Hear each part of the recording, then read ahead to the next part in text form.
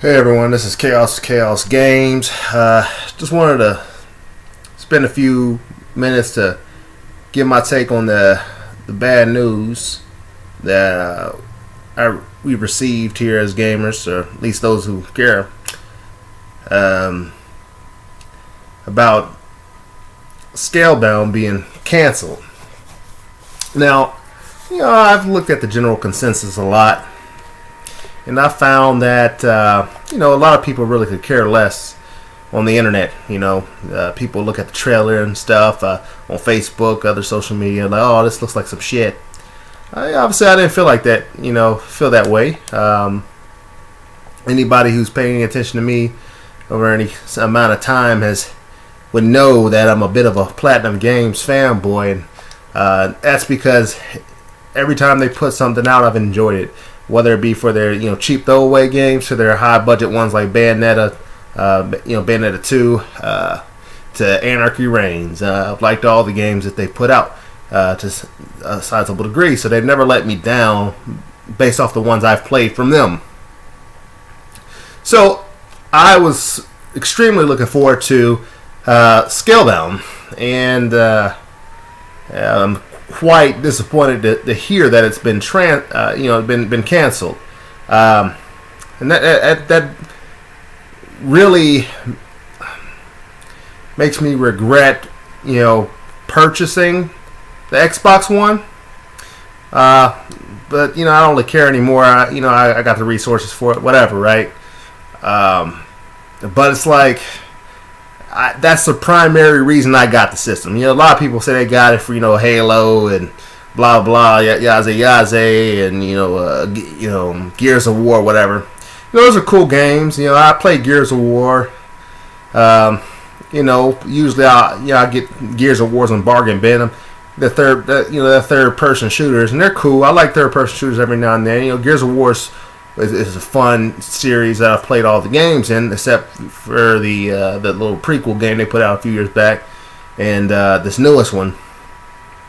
But I'll probably end up getting 4 just to keep up with the numbers here, because I played 1, 2, 3, so I'll probably get 4 just to see what that's about. At some point far down the line, to be honest with you, my backlog is crazy. Right now I have games across all different systems that I haven't even touched yet, and it's really getting hard, and they just keep piling up. I'm trying to. I generally prioritize my PS4 games, and mostly over most things. But I digress. But really, I haven't got a lot from my Xbox One. I have an Xbox One. I just don't have a lot of games for it. I was reserving it for exclusives. Really, there hasn't been too many exclusives to Xbox One, as they now mostly share their game lineup with PC, which is a superior platform when you think about it. Which begs the ultimate question: is there a point to get Xbox One at this point? Why not just go PC if you can afford it, right? I got an Xbox One because I figured there would be exclusives to it. Like, come to find out, Scalebound wasn't going to be exclusive either. It was going to be a shared system game between Xbox One and PC. They haven't really had exclusive for this game since like Sunset Overdrive days back in 2014. So that raises a unique question. I'm sure there will be some out there who defend Xbox One, say it's still worth getting because of Xbox Live and the community there, and they'll use the community to justify it. I'm not a big fan of multiplayer games or intensive. I don't play constantly online. I play a few MMOs here and there, Elder Scrolls Online, Final Fantasy 14. Those games, I'll play with other people, but I don't really like delve into like clans or guilds or stuff like that too much. I'm very lax. I jump in where I can get in. Like Final Fantasy 14 is good for that. You can kind of just, get in there and try to fit in at your own pace. With the auto team builder. So it's cool. I don't really get into shooters, so Xbox One doesn't really have like Halo Wars 2 and all these other exclusives, which aren't exclusive. That aren't really appealing to me this year. In fact, I went down the exclusive list for Xbox One. Now, there's really no exclusives; they're all shared. But for our sakes, for our purposes, let's exclude PC from the equation, even though you really can't, because Xbox One doesn't really have any exclusives. But for our purposes, let's do that. I really can only see now one game that I would want to get in all of 2017 for Xbox. And I'm not even excited about it. It's Crackdown 3. It's just an open world game, kind of, open world crushing game from its predecessors. There's some cool elements to it, like breakable environments, but nothing I'm really too excited about.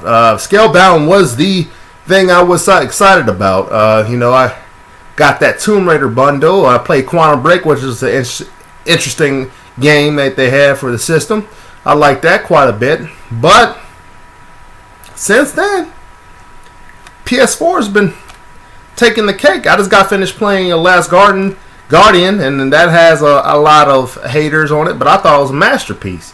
PS4 has been bringing the exclusive to the table.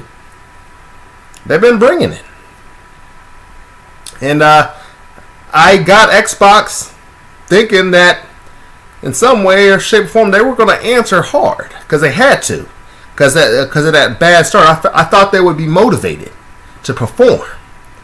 And now it seems like they're not really bringing it. And with this recent decision by Microsoft Studios to cut off Scalebound, that's starting to speak to me, and dictate to me that Microsoft is not really in it to win it.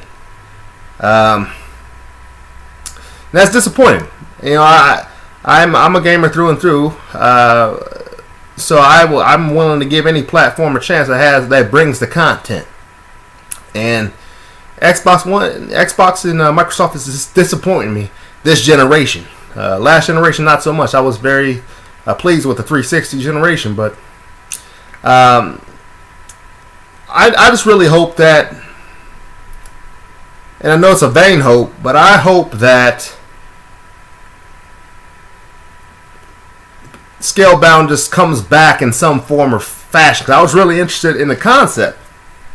Would have to be to make a statement such as it's a primary reason I bought a $300+ system.